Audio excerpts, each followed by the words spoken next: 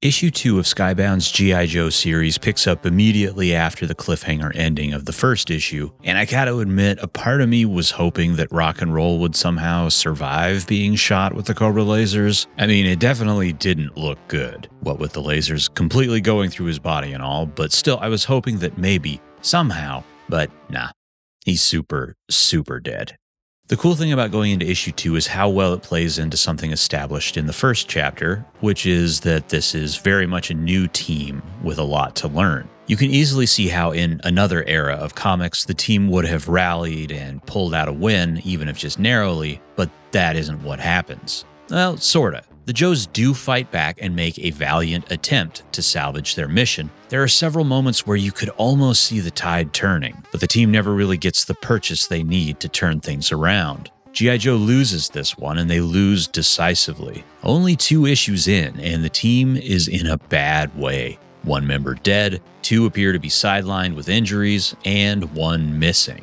What an absolute disaster. I can't believe these guys think they can take on the Transformers. Are you kidding me? Yeah, right. But like I said last time, this gives the team someplace to go. They don't start out as the baddest dudes on the block, so we get to follow them as they improve and grow. Maybe eventually getting to the point of being able to defend themselves against Cybertronians. I don't know. But if handled well, I think this potential for growth could make for a very satisfying reading experience from a character standpoint. But that's all potential and possibility. We don't know for sure where this series will ultimately go, and all of that stuff is a ways off if it's even on the table at all. Right now, the team is in shambles and in need of reinforcements, which they get by way of new character, Risk. The sequence where Risk joins the team is a personal highlight of this issue because, first, it highlights the friction present on the Joe side of things. Risk immediately rubs Duke and the Baroness the wrong way. Duke takes issue with Hawk bringing Risk in without discussing it with him first,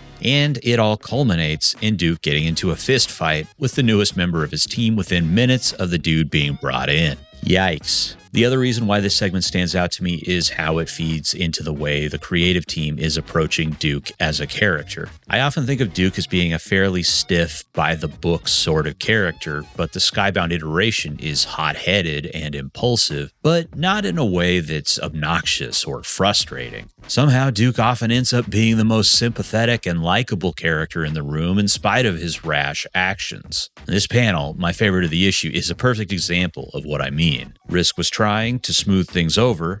Admirable, but he botches it because he gets Rock and Roll's code name wrong. And maybe it's just me, but after that, I was right there with Duke in thinking Risk deserved that smack to the face. Seriously, dude, way to put your foot in your mouth. The way that Tom Reilly draws Duke here is absolutely perfect, from the twitchy eye to the curled lips to the massive vein in his neck that looks like it's gonna blow any second. This panel just has a lot of expressive character to it, and it's certainly not the only one. Even this early on, there are a lot of truly great character moments in this series, and most of them revolve around Duke, or at least it seems that way to me. This sequence in the aftermath, with Duke pushing his way out of the rubble and watching Cobra get away, has a quiet somberness to it that I really appreciate, effectively keeping Duke's face hidden until we get to the last panel, where we see him bleeding, singed, and defeated. He's even got a sad little squint going on, which, by the way, that's something I've noticed about Reilly's work on this series, is that it's loaded with tough guy squinting. Duke and Hawk even get into a squint-off later in the issue. I don't know, it's cartoony and it feels kind of retro as far as comic aesthetics go, but I love it nonetheless.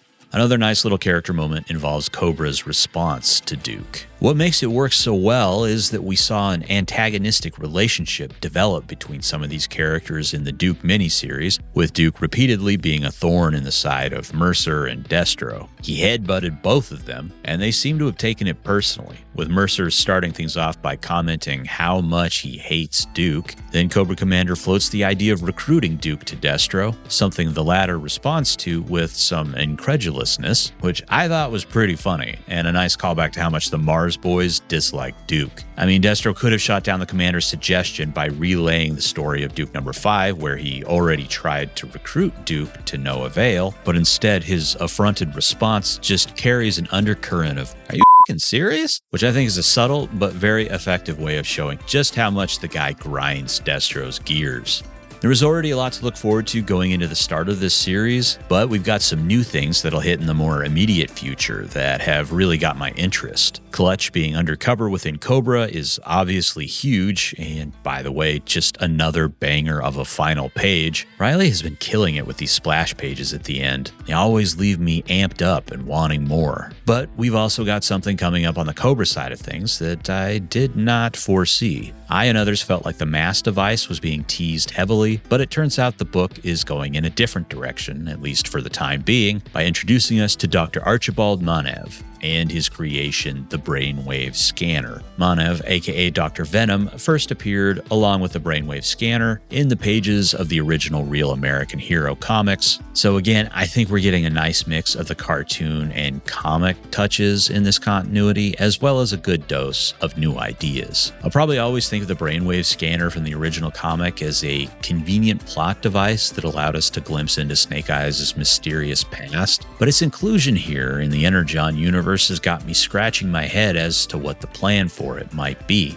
I mean, it seems like we already had the Transformers equivalent of the Brainwave Scanner in Cobra Commander #1, where the title character was able to pull Megatron's memories and project them on a screen, much like the original Brainwave Scanner. In the Marvel comic, the contraption was intended to be used to pull the location of G.I. Joe headquarters from the memories of Snake Eyes, and that seems like it could be one of the many handy uses for it in this universe as well. It's not as if Cobra doesn't have a test subject on hand right now in the form of Clutch, but I guess that depends on how long he can manage to stay undercover. While any specific uses for the Brainwave Scanner might be unclear, I'm excited to see Dr. Venom and his inventions in the comic. Venom was always a character that seemed to be toying with his subjects' minds in one way or another, and I feel like there's a lot of off-the-wall and fun, psychedelic things you can do with a character like that.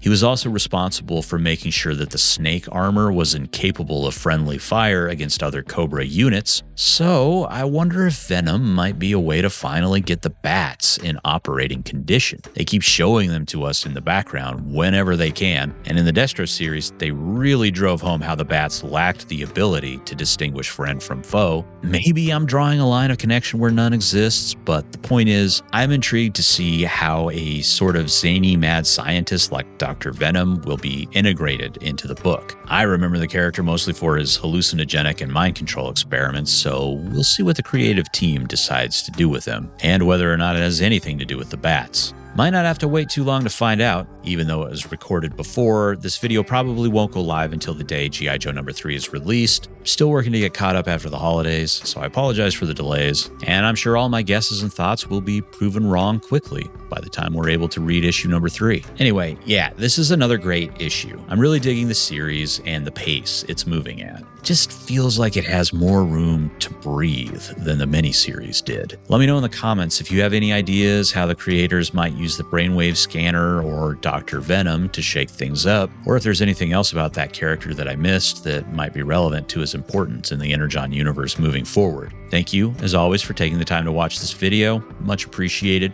and I'll see you next time. Goodbye.